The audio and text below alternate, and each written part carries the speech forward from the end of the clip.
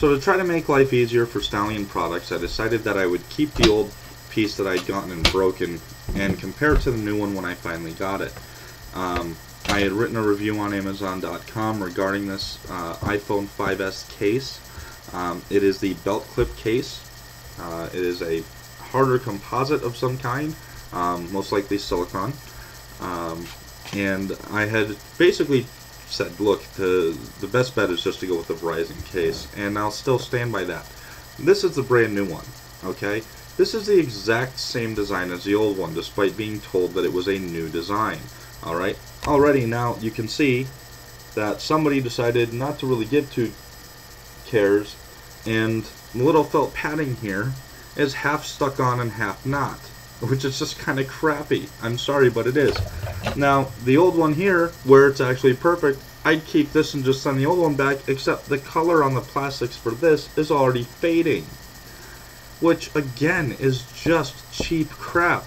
Now, for something with a lifetime warranty, that's fantastic, but are you really going to warranty it for that? Of course not, and I'm not going to go through the hassle for that sort of thing. But it would be nice to have a product that I know is going to hold up aesthetically.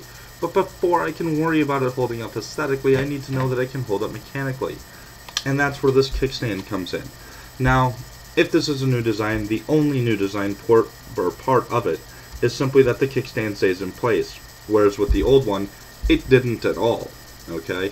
Now, I know it sounds kind of odd, but this thing here, once you put it up, as soon as you put the phone down, it would just pop out of the groove, slide right back, and the phone would fall over, and that was that. You actually had to use two hands to balance it on the kickstand in order for it to stay in place in any way.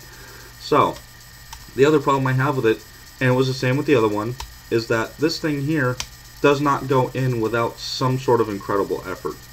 And it's getting looser as I do it more and more. The reason why that's a concern, and as you can see I just struggled to open it as well, is that usually when parts have that much friction, it means that they're going to break. Either that, or it's just going to wear out so badly that it doesn't stay in place at all. Speaking of not staying in place at all, this is the old kickstand. And the reason why the old kickstand doesn't work anymore is because, as you can see, one of the tabs is broken. And this one here is on the way out as well. The reason being for that, again, I will show on the new case, which also is not a new design, is that this thing is flimsy as all hell. I mean, it moves everywhere, and I mean, I'm not even putting any effort into this. The iPhone, the genuine Verizon case for the iPhone 5S has much stiffer kickstand, okay? It doesn't slide in and out nearly as quickly. It's a much more gentle gliding, more than a violent opening, I should say. Alright, it clicks in place and stays just like this one does, and it snaps in place with little to no effort. And like I said, that one just got easier, which is still disturbing me, because if it's getting easier and easier like that, again, it doesn't speak to holding up, okay? The other issue with this that I spoke about on my review is that there's no screen protection here at all. Nothing, okay? The Verizon one, you can literally put a dime on a table, put the phone face down on the table, and it will not touch the screen. If you put your phone face down on anything with this case on it, even if it's just absent-minded, you are asking for your screen to either get cracked or scratched severely. The other reason why that's a problem, and it's usually not a problem for me because I just slide it in the holster and that's perfectly fine, but with it doing that, the only place you have any leverage for removing the case is right here. This is the weakest point on the case, and the problem being is that, and you're going to see it here, I'm going to put great effort into having to take this thing off. I'm going to put pressure where it really shouldn't be going, okay?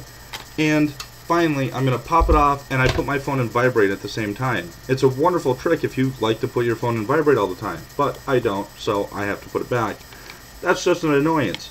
But the problem being is, again, you're putting all the pressure on the weakest part of this entire phone case. It's going to end up snapping. And had this not snapped before the rest of the case did, the case would eventually do it anyway. I mean, I have to put incredible amounts of pressure on there. And you can see I'm not a small dude, okay? So your average Joe probably doesn't want to deal with that kind of hassle. And while yes, they may be using just one case, most people don't have just one case. If that were the case, there wouldn't be millions of them online. So there's my review. I stand where I said it before. You're better off going with the Verizon one. You have screen protection, you have a better built kickstand, and you know what?